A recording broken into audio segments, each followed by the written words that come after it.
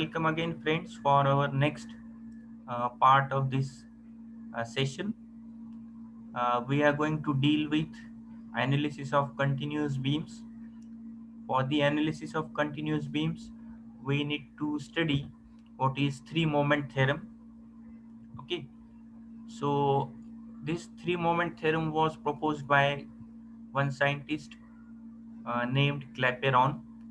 Hence, it is called Clapeyron's three-moment theorem or theorem of three moments. So whenever there are two spans, they are connected together. These two spans constitute one continuous beam, and normal methods of analysis are not sufficient for analyzing such beams. Hence, some advanced methods need to be used. Okay, so here in this diagram we can see there are two spans AB and BC, and both spans are approximately same. One is L1, another is L2. Both the spans are subjected to a UDL throughout the span, and there are three moments. One is on fixed end A, another is on fixed end C, and third is on the intermediate span B. So MA, MB, and MC we need to find, and in order to find these moments, we have been given one equation. Okay, I shall try to cover the derivation also in short. So basic derivation, sorry, the basic equation for MA, MB, and MC is the equation written at the bottom in blue color. MA into L1 plus 2 MB times L1 plus L2 plus MC into L2, it is equal to 6 times A1 into X1 bar divided by L1 plus 6 A2 into X2 bar upon L2. Now we shall try to understand what is the meaning of each and every term involved in this. Okay, so majorly the different terms involved are on right hand side of the equation. Okay, so on right hand side we can see A1, which is area of free bending moment diagram for span AB. Okay, then A2, free bending moment diagram for span BC. Then X1 is centroidal distance of free BMD on AB from support A, and X2 it is different, centroidal distance of free BMD on span BC from support C. Okay, so we have to basically separate out these two spans AB and BC, remove the fixity for both the spans, and draw free BMD. Free BMD means whatever the external load is there on the span. For that span, you draw bending moment diagram. If it is point loads or multiple point loads, UDL, uniformly varying load, anything, for that particular load, you draw bending moment diagram for that simply supported span. So you have to do this for both the spans, L1 as well as L2. And those areas under the bending moment diagrams will be A1 and A2 respectively. And their centroidal distances from respective supports will be X1 bar and X2 bar. Now there is one more possibility in this. What will happen if there is sinking of supports? Okay. So basically derivation goes like this. First of all, we shall consider both the spans separately, AB and BC, and respective free bending moment diagrams will be drawn, which are shown in green color here. Okay, they are shown in green color. Now in this uh, first spans bending moment diagram, which is parabolic variation, one strip has been considered whose length is dx, and For this bending moment diagram, area under the curve is nothing but bending moment. Okay, so similar strip at the same distance has been considered in fixed bending moment diagram. What is fixed bending moment diagram? Again, separate out both the spans and assume MB as more than MA and MC, and assuming that MB for AB span and MB for BC span will be same, because rotation of this joint is going to be same, hence moment MBA and MBC will be same. Okay, so this dx is the strip again considered in this fixed bending moment diagram, and its corresponding centroidal distance, its area, all has been considered. Moment will be different, mx dash. Okay, moment will be different. Now after showing all these respective values, what we have to do is we have to consider the section at a distance x for mx and mx dash moments, and these moments from previous diagram here are there. Mx, this is plus value, minus mx dash. Okay, if you remember, fixed BMD is always negative, and uh, free BMD is always positive. You please try to understand this, make this correction. These will be treated as negative values, not plus. Okay, so net value at this section is mx minus mx dash, and according to basic differential equation, it is ei d2y by dx square, which is equal to mx minus mx dash. Now to this equation, now we have to multiply by x. It is simple algebra now. Okay, so multiply to this equation on both sides by small x. So this is the resulting equation. Next step, we have to integrate this equation considering the limits, which are nothing but the lengths of both the spans. Okay, 0 to L and 0 to L1, 0 to L2. So for first span, EI into integration from 0 to L1 of x d2y by dx square, it is equal to right hand side of the equation. We are dealing with derivation, so please try to understand and concentrate on each and every step. If you don't understand, please let me know. Next, we have to integrate this and expand and simplify the equation. So equation 1 is the simplified form of ei d2i by dx square into x equation. Okay, now here we shall substitute lower limit and upper limit. Before that, we need to substitute some boundary conditions. What are these boundary conditions? They are mostly related to slope and deflection. Okay, slope and deflection. Slope is theta and or dy by dx, and deflection is y. Okay,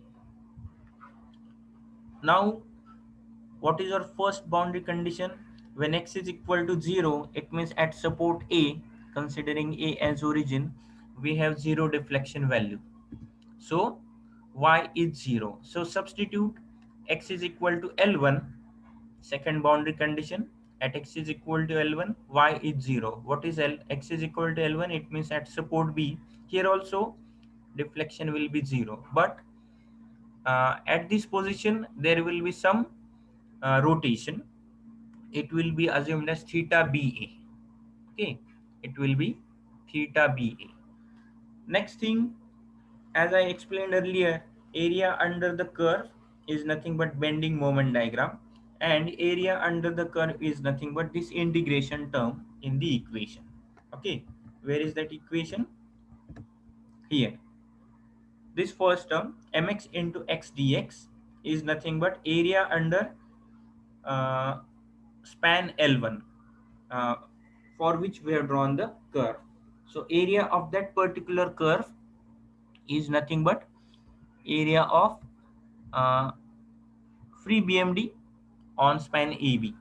Okay, and x1 is the centroidal distance of this particular area from support A.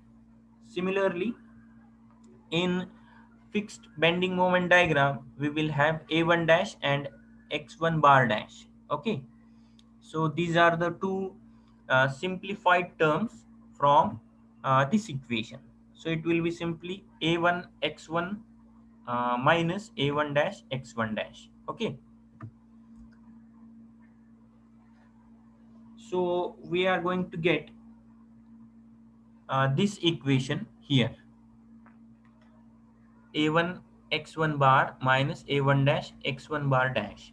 So here one more thing we need to remember is x is equal to L1, second boundary condition that we have seen here. X is equal to L1 and dy by dx is theta BA. So that also we have substituted. So L1 into theta BA minus y is 0. Y is 0 when x is equal to L1. Okay. Now this is only algebra. So I don't think any more explanation is required. So please try to understand this. Second thing, next thing, A1 dash is the area of fixed bending moment diagram on span AB, which is nothing but the trapezoidal area. Again, we shall go to this uh, free BMD or fixed BMD area here, or here you will be able to understand. This is trapezoidal area on span AB. Okay. So what is the area of a trapezoid? Summation of parallel sides into distance divided by 2. So MA plus MB into L1 upon 2. Okay. And x1 bar dash is centroidal distance of this trapezoidal area. So both the values, that is fixed BMD or area of fixed BMD and its centroidal distance, we can write in terms of fixed end moments and span, which is what we have written here. So A1 dash is area of fixed BMD on span AB, which is summation of parallel sides MA plus MB into distance between these two parallel sides is L1 divided by 2. And x1 bar dash is MA plus 2MB divided by MA plus MB into L1 upon 3. Okay. Next, A1 x1 bar. Now we are just going to substitute the values. Okay. So A1 x1 bar is equal to MA plus MB divided by 2 into L1, which is here, into centroidal distance of trapezoidal bending moment diagram into L1 by 3. Okay. Which is equal to MA plus 2 times MB into L1 square by 6. So after substituting these values, A1 into x1 bar, okay, A1 is this term, x1 bar is this term. So you simplify this now, you will get MA plus 2MB times L1 square upon 6. So in the previous equation, this one, we are substituting now A1 x1 bar and A1 dash x1 dash bar. So EI into L1 into theta BA, which is this multiplication. Okay, second term will be 0. It is equal to A1 x1 bar minus this term A1 bar, A1 dash into x1 bar dash. So these two terms we have substituted, left hand side and right hand side. After simplifying this further, this 6 has gone on left hand side, so it becomes 6 EI theta BA. It is equal to L1 we have got or brought on right hand side, so it becomes A1 x1 bar into 6 upon L1.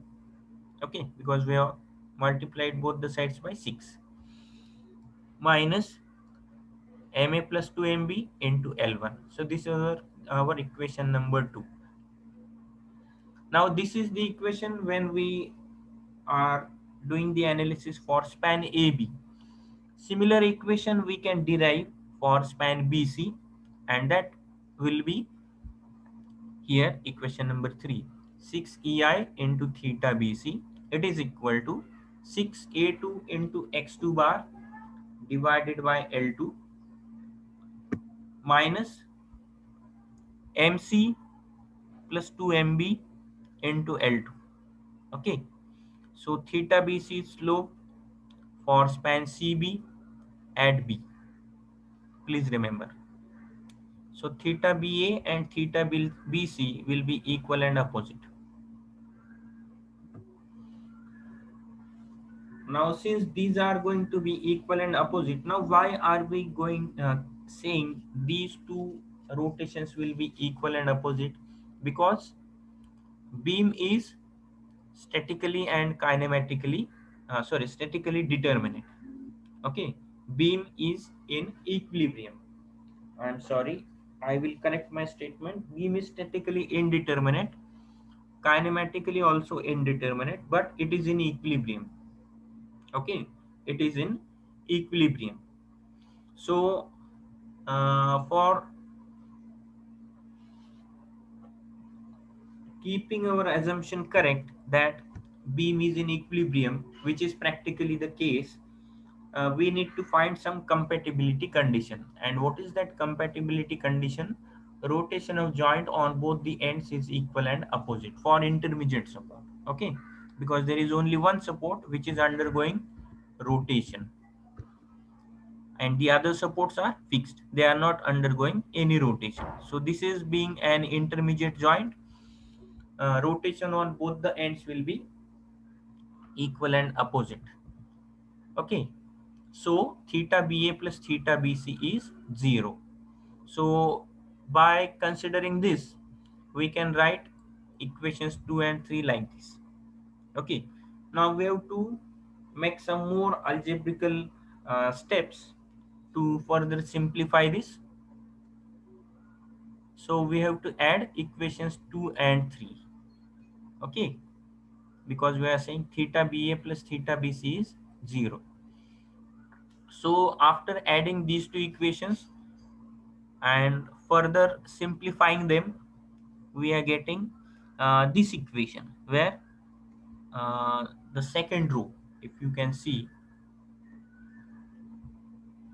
this equation, we are getting, okay, MA into L1, which is moment on support A, into L1 is span of AB, plus 2 times MB, which is intermediate support moment, to MB times L1 plus L2. L1 is span of AB, L2 is span of BC, plus MC into L2, which is moment on support C, into L2 is span of BC. It is equal to 6A1 X1 bar divided by L1 plus 6A2 X2 bar upon L2.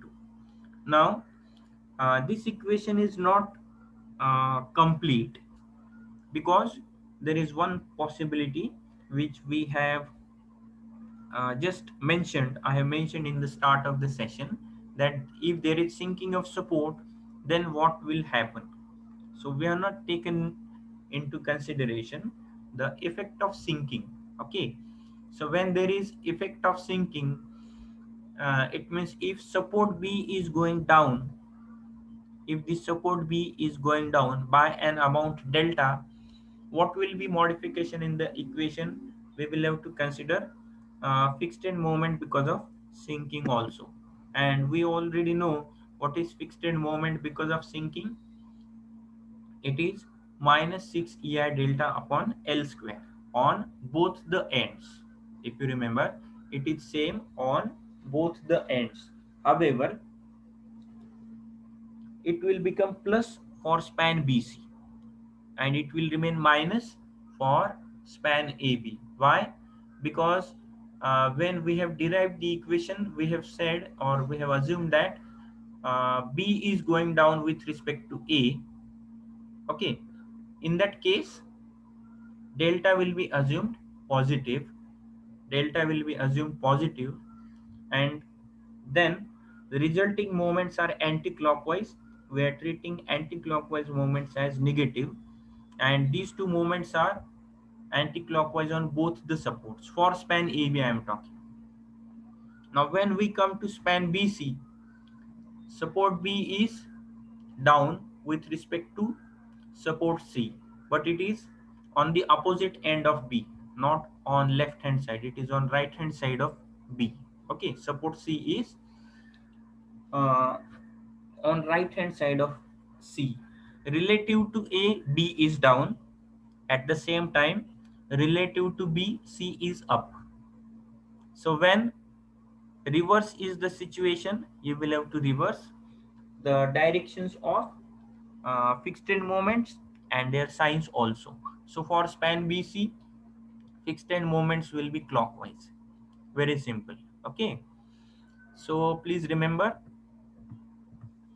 the modified equation when there is sinking of support. Apart from this, there will be minus 6 EI into bracket delta 1 upon L1 plus delta 2 upon L2. So this is only the change that we have to consider. So this is the overall derivation for three moment theorem.